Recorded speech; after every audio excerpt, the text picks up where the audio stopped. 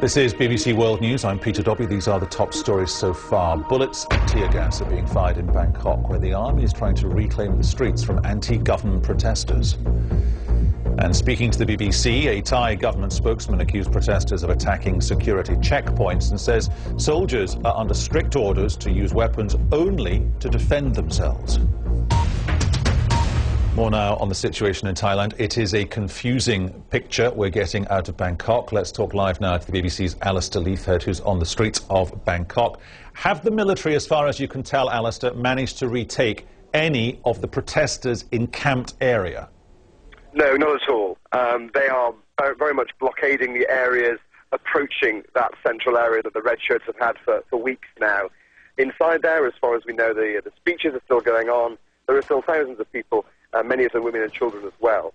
It's the fringes of that protest, the barricades facing outwards with these sharp bamboo sharpened spikes and tyres.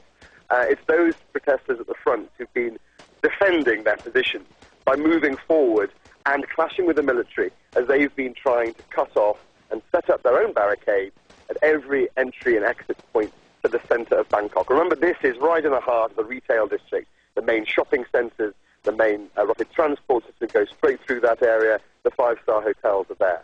At the moment, as you can probably hear, things are quite quiet. We go through these stages of sudden tension, a few rounds being fired, a high-velocity weapon being fired near here just a few minutes ago, rubber bullets being fired, tear gas being fired, shotguns. It's been a lot of gunfire and a lot of tension all day here. And at the moment, the situation is the military are blocking off these areas, but protesters have gone around behind them.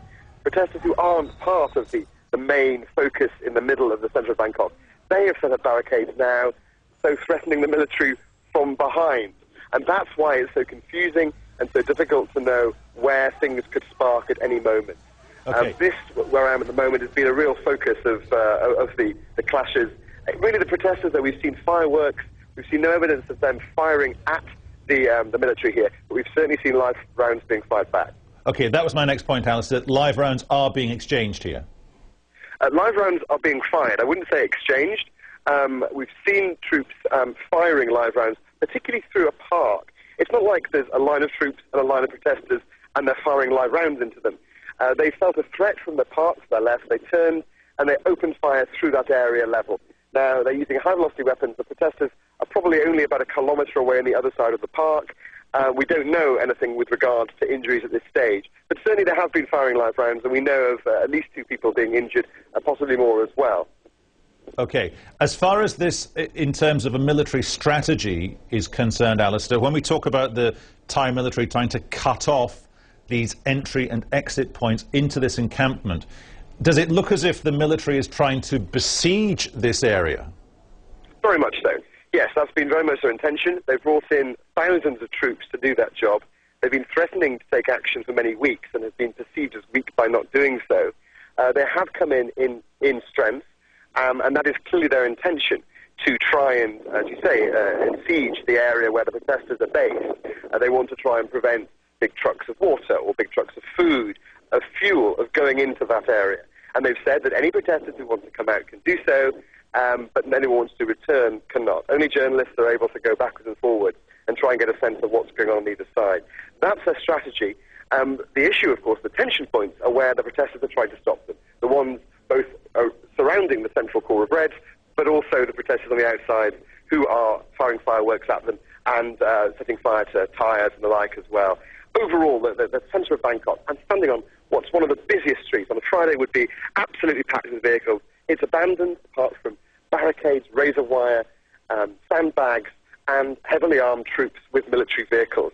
And then the sound, just a few hundred metres away, of protesters baying at the military a bit further away. It's a very peculiar situation. It's very eerie at the moment, and flashpoints are happening not just here, but on the other side of the city as well. We're hearing reports coming in of agitation on the opposite side. And you can probably just hear in the background there some firing. It's difficult to know from this distance what that is, but that's coming from the park area. It seemed like it was some kind of machine gun fire, whether it's blanks or live ammunition. I really can't tell from here. But that's the thing, it can be very quiet, then suddenly something can flash up. It's a very volatile, very dangerous situation in the centre of Bangkok right now. Alistair Leithhead in Bangkok. Alistair, many thanks. OK, rubber bullets, live rounds, tear gas, all being exchanged. They're all being fired by the Thai military. We just wanted to clear up that aspect of the story for you, whether it was purely rubber bullets or live rounds being fired. Live rounds being fired not necessarily into, but certainly over the heads of the protesters. We'll move on from that story. We'll keep you right across it, of course, all the developments as they come to us here on the BBC. Now.